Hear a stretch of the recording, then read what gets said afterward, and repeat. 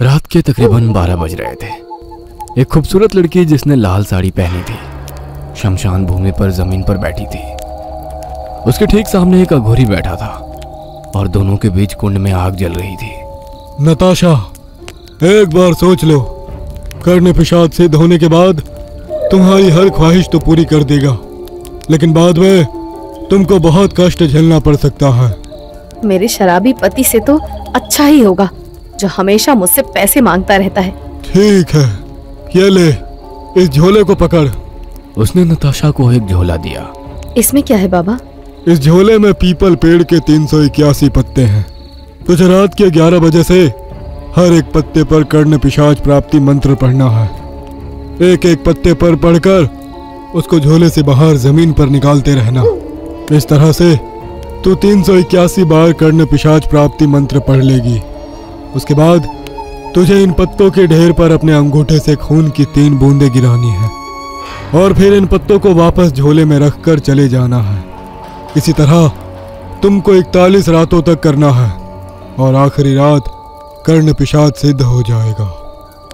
मैं करूंगी बाबा, मैं इस बात का खास ध्यान रखूंगी बाबा।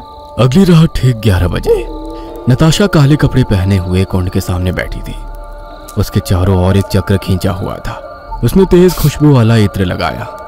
उसके बाद उसने अपने झोले में से एक चाकू निकालकर जमीन पर रखा।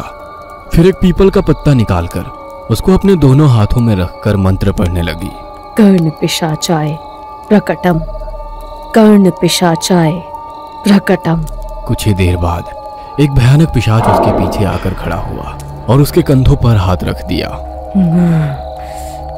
वो चौंक पड़ी, लेकिन उसने मंत्र पढ़ना नहीं छोड़ा।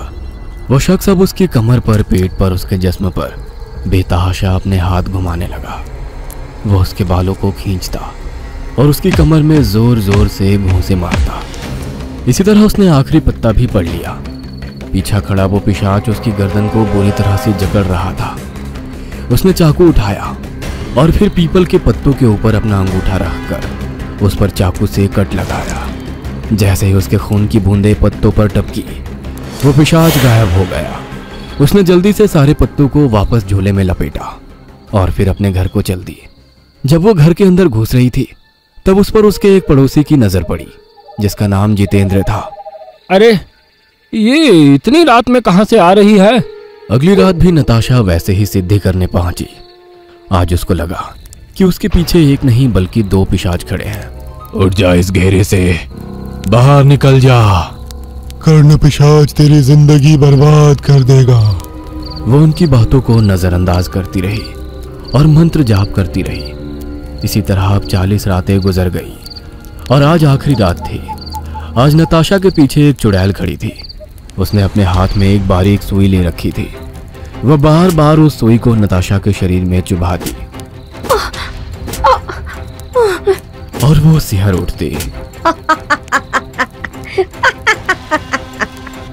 उसने दूसरे हाथ में एक मकड़ा ले रखा था और उस मकड़े से बार बार नताशा को कटवा रही थी, लेकिन नताशा वहीं बैठी रहती। उसने बड़ी मुश्किल से साधना पूरी की। तभी उसका पड़ोसी वहां आ पहुंचा, जिसको देखकर वो डर गई। तुम यहाँ क्या कर रहे हो? अब तुझे मेरी हर बात माननी पड़ेगी, वरना मैं तेरे पति को बता दूंगा कि तू यहाँ क्या क्या करती है। तभी उन पत्तों के अंदर से धुआं निकलने लगा। नताशा, मैं तुमसे बहुत खुश हूँ। तुमने मुझे सिद्ध कर लिया है। यह सुनकर नताशा खुश हो गई, लेकिन जितेंद्र का बुरा हाल हो गया। तभी धुआं खत्म हुआ और नताशा को एक गठीला नौजवान नजर आने लगा। ये तुम्हारे साथ कौन है? ये मेरा पड़ोसी है। मेरा पीछा करता करता यहाँ आ पहुंचा। इसकी ये मजाल। ऐसा कहकर कर्ण पिशाच ने जितेंद्र की गर्दन पकड़कर उसको उठाया और दूर फेंक दिया। मुझे पसंद नहीं कि सिद्धि के वक्त मेरे साधक के अलावा कोई मौजूद हो। क्या आप मेरी हर ख्वाहिश पूरी करेंगे? उसी के लिए तो मैं यहाँ आया हूँ। तुम मुझसे जो चाहोगी मैं ला कर दूंगा, और तुम मुझसे कोई भी बात पूछोगी मैं उसका जवाब तुम्हारे कान में तुमको दूंगा। लेकिन मेरी कुछ शर्तें हैं। आज से तुम मेरे अलावा किसी भी मर्द के करीब नहीं जा सकती। मैं केवल तुमको नजर आऊंगा और किसी को नहीं। हर रात 2 से 4 बजे का वक्त तुम मेरे साथ बिताओगी, जिसमें हम मांस खाएंगे और एक दूसरे के करीब आएंगे। मुझे मंजूर है। ठीक है, अब तुम घर जा सकती हो। कल शाम 6 बजे से सुबह 5 बजे तक मैं तुम्हारे साथ रहूंगा। यह सुनकर नताशा खुश हुई और घर चली गई। उसका पति नशे की हालत में बेड पर पड़ा था। वो चुपचाप जाकर उसके बराबर में लेट गई। अगले दिन शाम ढलते ही कर्ण पिशाच नताशा को नजर आने लगा। मुझे बताओ कि मेरा पति इस वक्त कहाँ पर है। कर्ण पिशाच ने अपनी आंखें कुछ देर के लिए बंद की और फिर उसने कान में बोला, तुम्हारा पति इस वक्त उसके ऑफिस की मैनेजर शिखा के साथ गुलछर्रे उड़ा रहा है।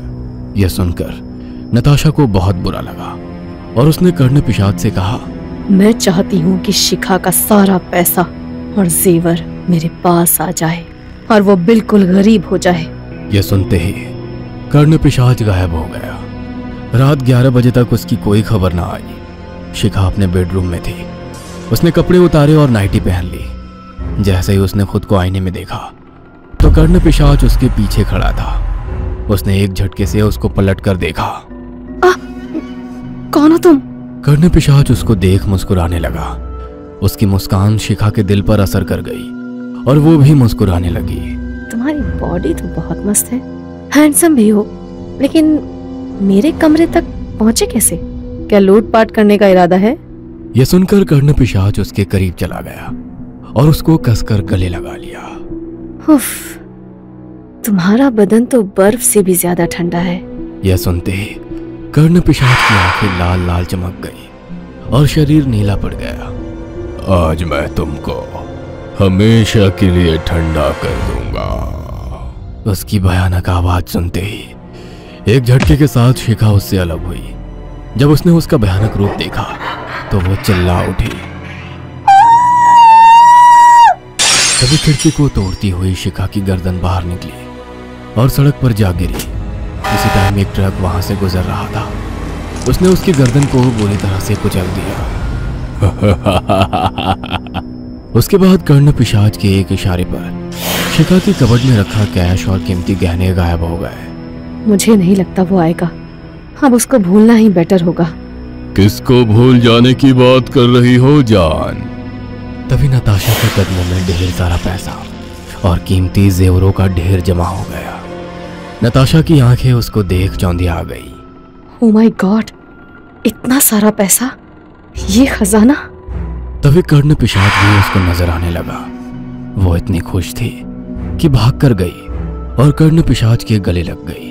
थोड़ी देर बाद ही कर्ण पिशाच उसको लेकर बेड पर गिर गया और कमरे की लाइट बंद हो गई। सुबह जब वो उठी तो कर्ण पिशाच जा चुका था। उसके पति मयंक का अभी तक कोई अता पता नहीं था। वह पूरे दिन मार्केट में महंगे महंगे सामान खरीदकर अपने घर पर लाती रही। रात को जब मयंक घर पर वापस आया तो घर को भरा हुआ देख वह हैरान रह गया। ऐसे हैरान मत हो, तुम्हारे दबाव में आकर पापा से मैंने लाखों रुपए ले लिए हैं। ये सब उसी से आया है। यह सुनते ही मयंक उसके पैरों में गिर गया। मुझे माफ कर दो नताशा, मैं रोजाना शराब के नशे में तुमको बहुत परेशान करता था, लेकिन आज मैं तुमको सब सच सच बता दूंगा। ये कहकर वो खड़ा हुआ और बोला, मेरी मैनेजर शिखा ने एक दिन मुझे शराब पिलाकर मेरी अपने साथ कुछ फोटोज क्लिक करवाई थी।